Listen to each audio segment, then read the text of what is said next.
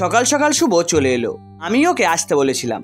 এর কারণটা হচ্ছে আমাদের জগদ্দল স্কুলের বাংলার শিক্ষক শ্রী রূপচাঁদ নস্কর মহাশয় তার শিক্ষকতা জীবন থেকে অবসর গ্রহণ করছেন। এই উপলক্ষে স্কুলে একটা প্রোগ্রাম আয়োজন করা হয়েছিল, তাই প্রিয় স্যারের সঙ্গে দেখা করার জন্য স্কুলে গিয়েছিলাম।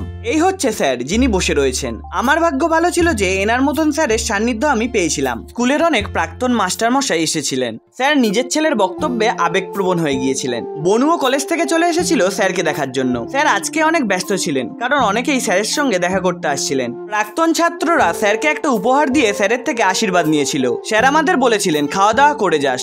মুহুরী স্যার দারুণ গান শুনিয়েছিল। অনুষ্ঠানের শেষে স্যার একটা বক্তব্য রাখলেন।